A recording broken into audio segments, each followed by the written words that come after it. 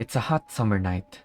You and your family decided to stay at your grandparents' house in the province to spend some time with them, especially since your mother is expecting your baby sister. Suddenly, you hear a loud thump on the roof of the house. Instinct tells you to check on your already sleeping mother, and that's when you see it. A long, fleshy rope extending down from the roof of the house towards the stomach of your mom. You scream for help, and luckily, your grandfather responds quickly with a machete, and as the blade slashes it, you hear the scream of a woman in pain. You run to peek through the curtains to see what creature tried to harm your mother.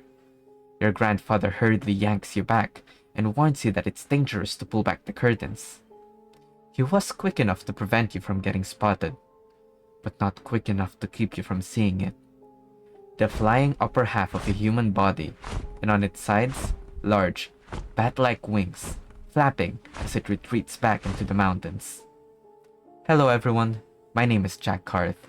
Even though the Manananggal is now commonly regarded as mere folktale, it still lives in the minds of Filipinos as an object of fear and intrigue.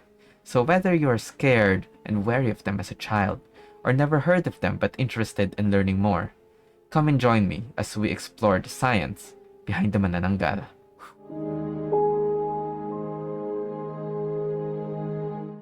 Before we dive deeper into how the Manananggal could work in the real world, let's first know what we're dealing with. The Manananggal is a classification of aswang or ghoul, commonly depicted as an older beautiful woman with the ability to sever its lower body and grow wings in order to fly. Their diet consists of fetuses and sometimes lure men into private spaces to eat them alive. To defeat the Manananggal, you must pour salt, ash, or garlic to the exposed flesh of their severed lower body to prevent them from joining back to it, hence killing it. With the definition out of the way, let's look at the unique abilities of this aswang, starting with its ability to... While we don't know any organisms that can detach and reattach to a body part the same way that the Manananggal can, we do have examples of organisms that can detach certain body parts at will. This process is called autotomy, self-amputation that functions as a defense mechanism to evade predators or escape dangerous situations. A common example of this is the common house lizard detaching its tail to escape a threat. Of course, this begs the question, why would the Manananggal even develop such an ability? Shedding the legs before flight reduces the body weight that they need to carry. Now, back in the day, settlements may not have been as dense as it currently is, so this reduction of weight poses huge energy savings. Consuming less energy means less need to hunt, which in turn reduces the chances of being caught, captured, and killed by the settlers. This also reduces their silhouette, further reducing their chances of being spotted. These two factors may have provided a strong enough evolutionary advantage for those who can sever their lower half to proliferate more than those who can't. The ability to reattach may have developed later on as regenerating entire legs took more energy than just reconnecting to the legs again. This explains their diet consisting of fetuses, as they may have mechanisms that can hijack and utilize the stem cells found in the fetus to aid in their own healing process.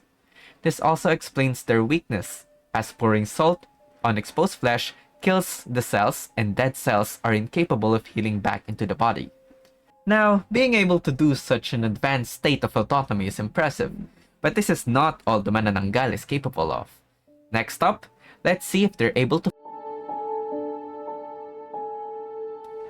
Okay, for everyone, fair warning, from this point forth, we will be leaning more into assumption based on mathematical analysis. If you're not okay with math, happy Halloween. Before we dabble on the how, let's first discuss if something like a human torso could even fly simply by flapping some wings. The average height and weight for a Filipina is 152 cm and 46 kilograms, respectively.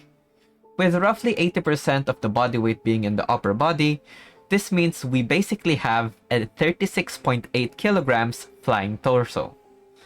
This is where we hit a bit of a wall. Currently, the largest living bat is the giant golden-crowned flying fox, endemic to the Philippines by the way, but it is only 1.4 kilograms.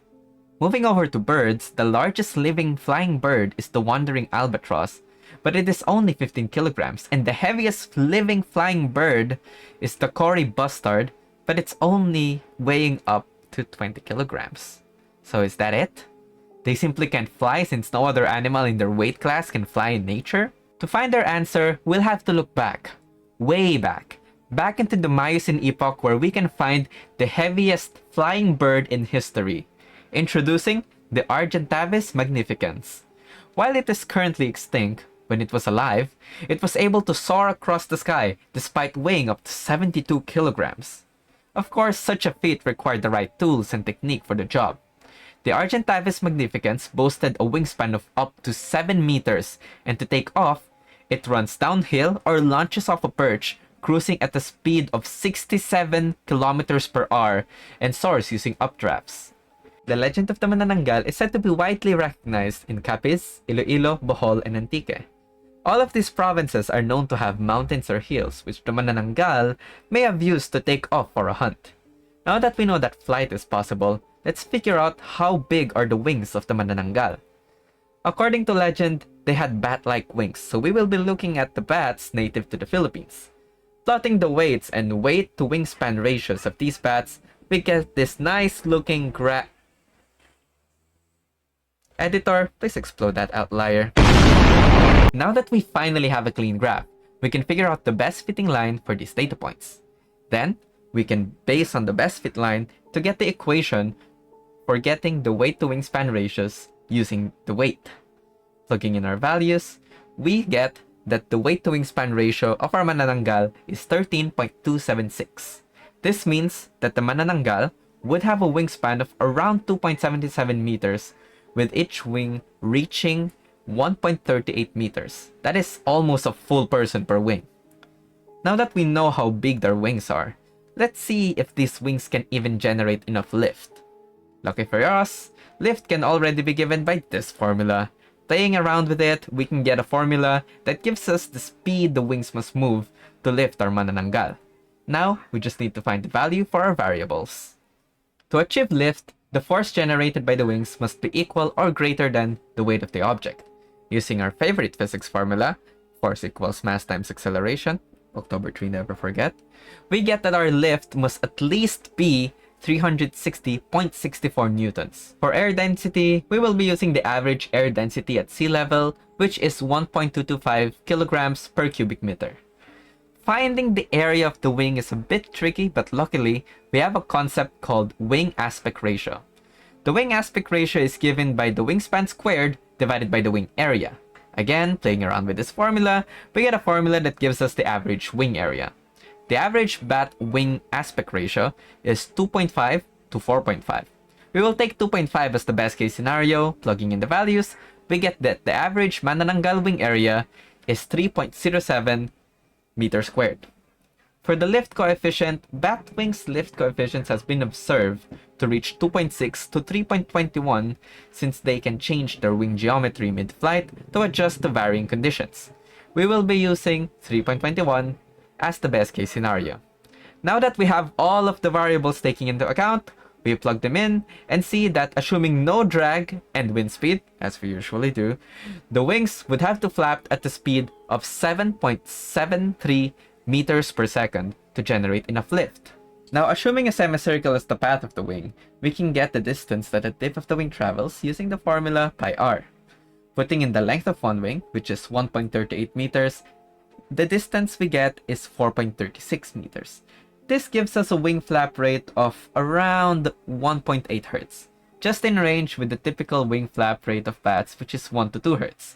At 2 Hz, the wing would generate a lift of 458.97 newtons, more than enough for the Manananggal to gain altitude and fly. But of course, as our good old friend Isaac Newton would say, with every action, there is an equal and opposite reaction. With every beat of its wings, the wings of the Manananggal also experiences the same force it generates. Distributing the force exerted by the wings across its area, aka the pressure it experiences, we get 117.47 pascals, and reaching up to 149.50 pascals at 2 Hz.